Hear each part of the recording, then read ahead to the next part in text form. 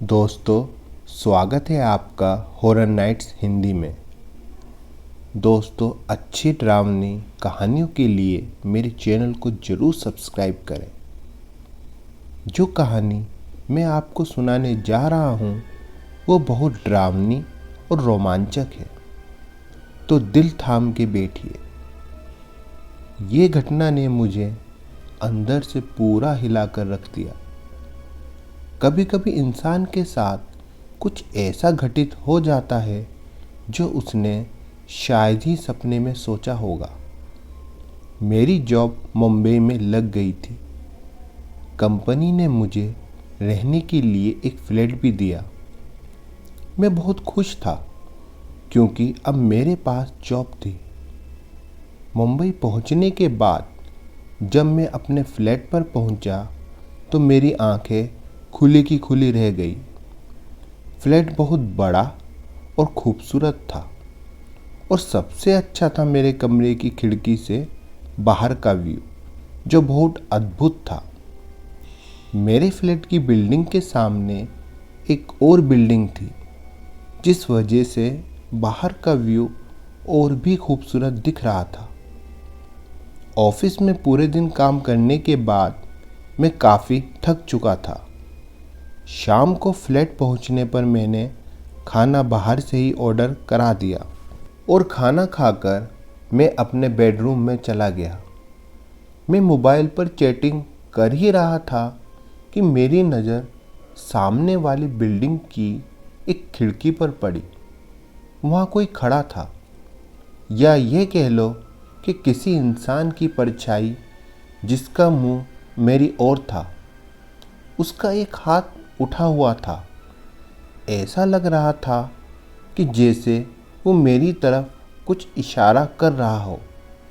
लेकिन हैरानी की बात तो ये थी कि वो अपनी जगह से हिल ही नहीं रहा था। मैं लगातार उसी की ओर देखे जा रहा था। 2-3 मिनट बीत जाने के बाद भी वो परछाई जरा भी नहीं हिली। मैंने ये मान लिया कि वो कोई स्टैच्यू है जो किसी ने खिड़की पर रखा हुआ है। उस ओर ज़्यादा ना ध्यान देकर मैं सोने चला गया। अगले दिन का भी काम की वजह से पता ही नहीं चला और शाम हो गई। मैं फ्लैट में जाने से पहले उसी बिल्डिंग के वॉचमैन से मिला तो उसने बताया कि वो फ्लैट तो 2 साल से बंद है, कोई भी उसमें आता जाता नहीं। वॉचमैन की बात पर ज़्यादा ध्यान न देकर मैं अपने फ्लैट पर लौट आया। खाना खाते वक्त भी वही परछाई मेरे दिमाग में घूम रही थी और बिना देर किए मैं तुरंत अपनी खिड़की से वही सामने वाले फ्लैट की खिड़की देखने लगा। मेरे बदन में एक डर की लहर सी दौड़ गई जब मैंने देखा कि वो परछाई उस जगह पर खड़ी तो थी, लेकिन आज उसमें कुछ अलग था। कल जो हाथ ऊपर की ओर था, आज वो नीचे किया हुआ था, जो सुनने में आसान तो है लेकिन उतना ही डरावना। क्योंकि मैं जान गया था कि वहाँ पर तो कोई रहता ही नहीं, तो अगर यह स्टैच्यू भी है तो किसने इसका हाथ ऊपर से नीचे किया होगा। और बात इतनी नहीं है, वो परछाई जिसे मैं स्टैच्यू समझ रहा था पहले तो खिड़की के बीचों बीच थी, लेकिन आज वो थोड़ी साइड में खिसकी हुई है। इसे भी मैंने अपना वहम समझकर भूलने की कोशिश करने लगा, और मैं कर भी क्या सकता था। वो दोस्त तो कहते हैं ना कि जितना हम किसी पर ध्यान देंगे उतना ही वो हम पर हावी हो जाएगा। खैर, मैं सोने के लिए चला गया। अगले दिन संडे था। मैं थोड़ा लेट से उठा और ये जानते हुए भी कि वो परछाई दिन में दिखाई नहीं देती, तब भी मेरी नज़र बार बार उस खिड़की पर पड़ रही थी। मैं पूरा दिन अपने फ्लैट पर ही रहा। फ्लैट की सफाई और अन्य कामों की वजह से पूरा दिन कहाँ बीत गया पता ही नहीं चला। दिन ढल चुका था। रात के करीब 11 बजे थे। मैं खाना जल्दी से खाकर अपने कमरे में चला गया और सबसे पहले मैंने उसी खिड़की को देखा। आज वह स्टैच्यू कल की तरह ही दिख रहा था। सब नॉर्मल था, लेकिन आगे जो होने वाला था वो बहुत डरावना था। मैं लगातार उसी स्टैच्यू की ओर देखे जा रहा था कि तभी उसमें अचानक से कुछ हलचल होने लगी।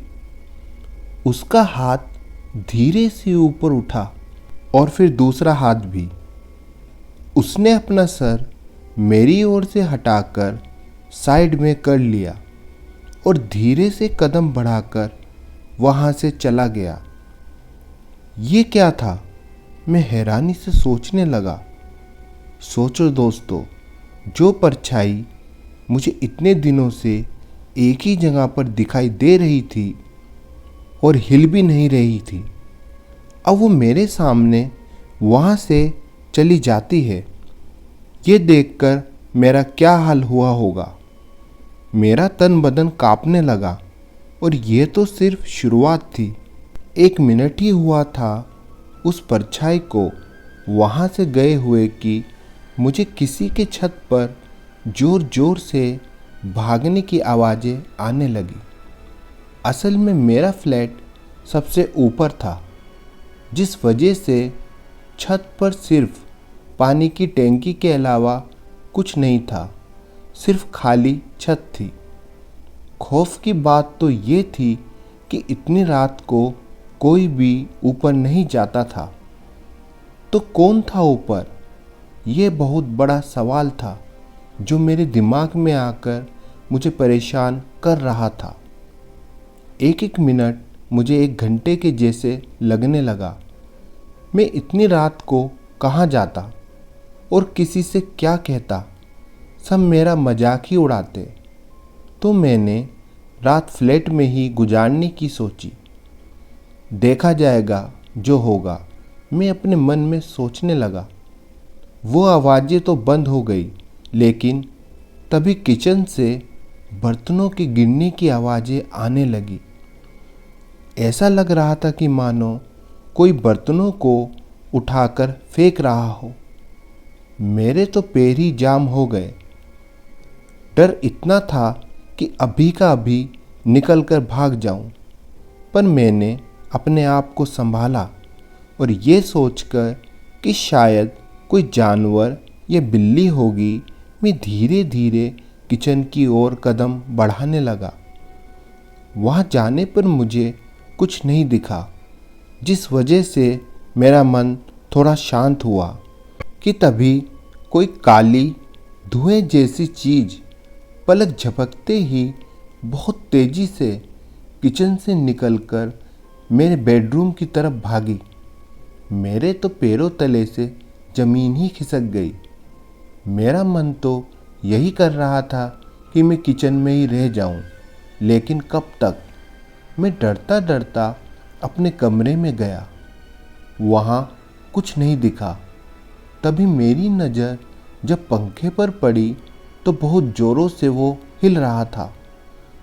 देखते ही देखते उस पंखे पर वो ही काली परछाई एकदम से पता नहीं कहाँ से आ गई, जो उस खिड़की पर मुझे नज़र आई थी। मेरे तो होश ही उड़ गए। समझ ही नहीं आ रहा था कि क्या करूं। अचानक से किसी ने मेरे कंधे पर हाथ रखा। जैसे ही मैंने पीछे पलटा, वहाँ कोई नहीं था। फिर एकदम से किसी ने मेरे पैरों को पकड़ लिया। हड़बड़ाकर जब मैंने नीचे देखा तो वहाँ भी कोई नहीं दिखा। वो जो भी चीज़ थी मुझसे खेल रही थी, या यूँ कह लो कि मुझे परेशान करना चाहती थी। तभी उस बला ने बहुत तेज़ी से मेरे सीने पर वार किया और मैं ज़ोरों से बेड पर जाकर गिरा। अब मुझे समझ आ गया था कि अगर मैं इस फ्लैट में ज़्यादा देर रहा तो मेरी मौत पक्की। मैं तेज़ी से बाहर के दरवाजे की ओर दौड़ा और दरवाज़ा खोलते ही सीढ़ियों से बिल्डिंग से बाहर निकल गया।